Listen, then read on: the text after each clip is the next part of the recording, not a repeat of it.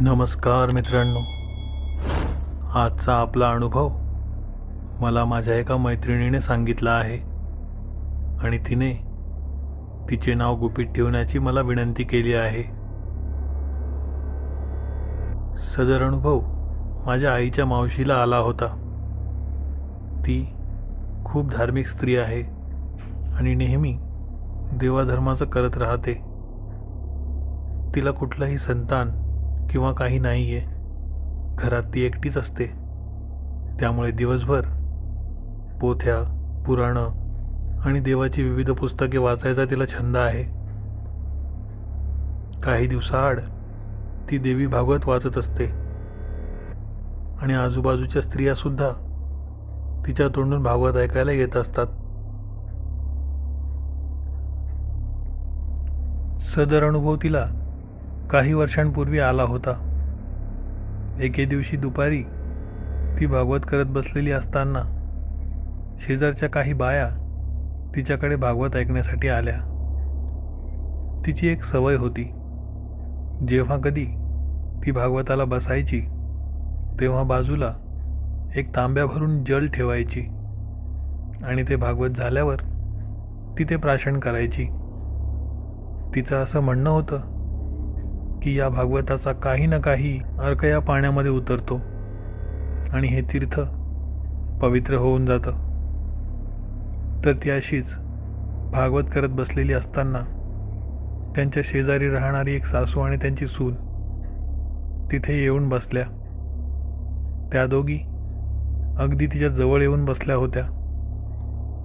पण का कोण जाणे, थोड्या वेळानंतर त्या सर्व बायका त्या सुनेपासून थोड्या दूर जाऊन बसल्या. आजीचे लक्ष पूर्णपणे त्या भागवतामध्ये होते.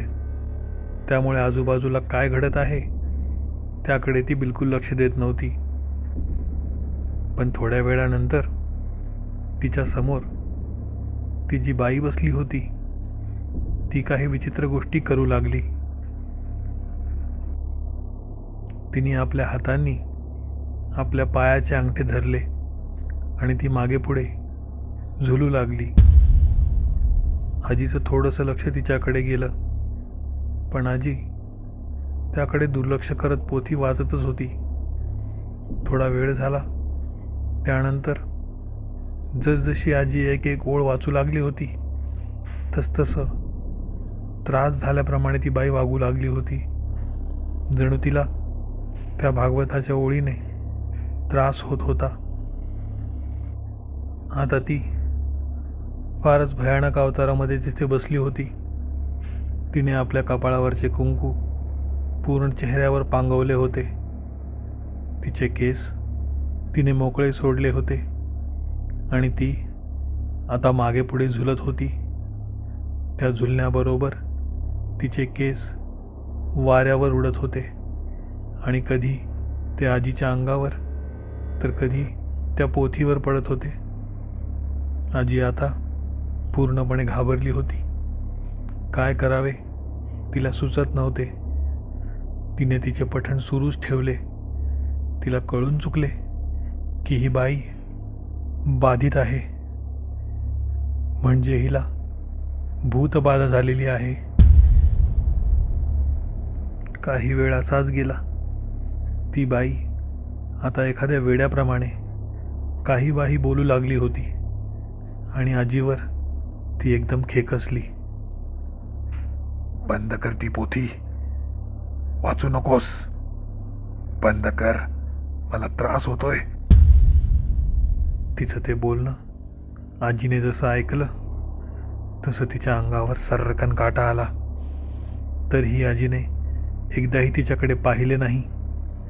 आजी पोथी वाचूच लागली होती. काही वेळानंतर तिचा तो अध्याय संपला आणि तिने पोथी बंद केली. तशी ती बाई निखाऱ्यासारख्या रखरखत्या डोळ्यांनी आजीकडे पाहू लागली आणि ती आजीवर झडप घालणार तेवढ्यात आजीच्या काय डोक्यात आले काय माहीत, आजीने आपल्या जवळ असलेले ते जल हातामध्ये घेऊन त्या बाईच्या अंगावर शिंपडले. अंगाची लाही लाही झाल्यासारखी ती त्या रूममधून बाहेर पळत सुटली. एव्हाना त्या बाया आधीच बाहेर गेलेल्या होत्या. त्या सर्वांनी तिला धरण्याचा खूप प्रयत्न केला, पण ती रस्त्यावर जाऊन पडली आणि तिथे एखाद्या किड्यासारखी तडफड करू लागली. जणू तिला खूप वेदना होत होत्या.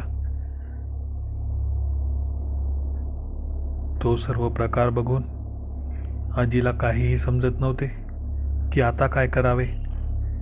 आजीने माझ्या बाबांना फोन केला. माझे बाबासुद्धा एक पुरोहित आहेत.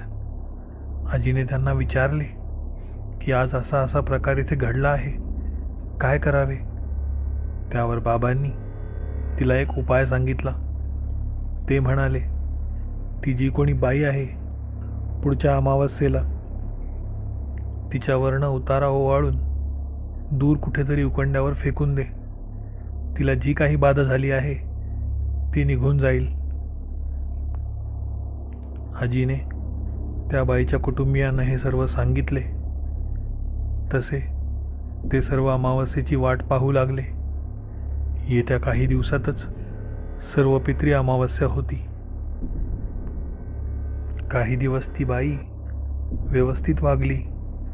तिला पुन्हा तसा त्रास झाला नाही. पण जसजशी अमावस्या जवळ येत होती तसतसे का कोण जाणे ती थोडी विचित्र वागू लागली होती. सर्वांवर रागराग करणे, चिडचिड करणे. जणू तिला माहीत झालं होतं की या अमावस्येला ती आतरेडातून जाणार आहे. शेवटी तो दिवस आला. त्या दिवशी सर्व पितरी अमावस्या होती.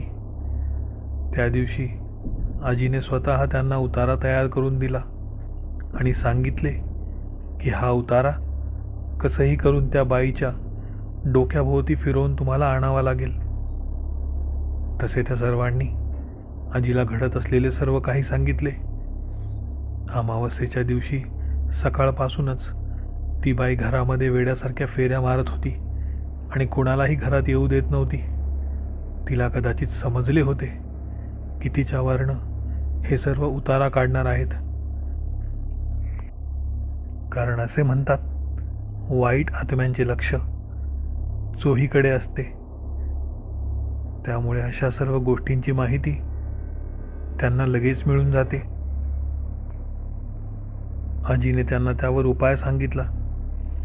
कसंही करा, तिच्या समोर बसून तिच्या डोक्यावरनं उतारा नाही फिरवू शकले तरी हरकत नाही. तिच्या मागच्या बाजूने जरी तिच्यावरनं उतारा फिरवला तरी चालेल. शेवटी त्यांच्या घरातला एक मुलगा जो 17-18 वर्षांचा होता तो हे धाडस करायला तयार झाला. घरातले सर्वजण त्याला अडवू लागले, पण तो आता ऐकणार नव्हता. तो म्हणाला, वहिनींसाठी एवढं तर करूच शकतो ना. तसा तो तयार झाला. आजीने त्याच्याजवळ उतारा दिला. तो उतारा घेऊन दरवाजापाशीच उभा होता. जशी ती दरवाजाच्या बाहेर आली आणि परत आत जाण्यासाठी फिरली तसा त्याने तो उतारा तिच्या डोक्यावरनं गोल फिरवला आणि उकिरड्याच्या दिशेने तो धावत सुटला. तिला समजले की काय झाले आहे. तशी ती वाईट शक्ती त्याच्या मागे धावू लागली. ती होती त्याच अवस्थेत त्याच्या मागे रस्त्याने पळू लागली. अंगावर जीर्ण अवस्थेतली साडी, आणि ती साडीही तिने कुठून आणली होती कुणालाही माहीत नव्हते. कारण ती साडी तिची नव्हती.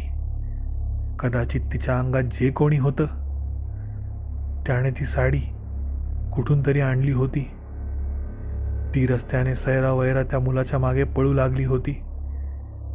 तो जीवाच्या आकांताने उकिरड्याच्या दिशेने पळत होता. शेवटी कसा बसा तो तेथे पोहोचला आणि तो उतारा त्याने दूरवर फेकून दिला आणि तो तसाच पळत दुसऱ्या दिशेला निघाला.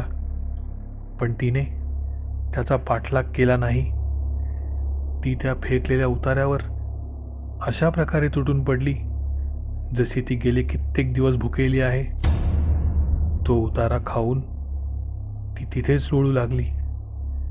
सुमारे 15-20 मिनिटांनंतर ती उठून उभी राहिली आणि अगदीच नॉर्मल झाल्यासारखी ती सर्वांना विचारू लागली, काय झालंय? मी इथे काय करते? आणि अशी साडी कोणी घातली मला? तिच्या प्रश्नाचे कोणाकडेच काही उत्तर नव्हते.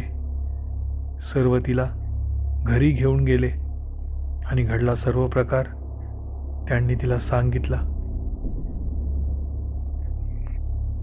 ते सर्व ऐकून तिचा जीव जायचाच बाकी राहिला होता. यातलं तिला काहीही आठवत नव्हतं. तिला फक्त एवढंच आठवत होतं की देवी भागवत ऐकण्यासाठी ती माझ्या आजीच्या घरी आली होती.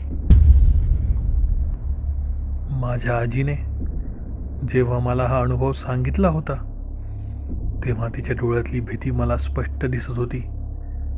एवढे वर्ष उलटूनही जर आजी त्या प्रसंगाला आज एवढी घाबरत आहे तर विचार करा किती भयानक प्रसंग असेल तो.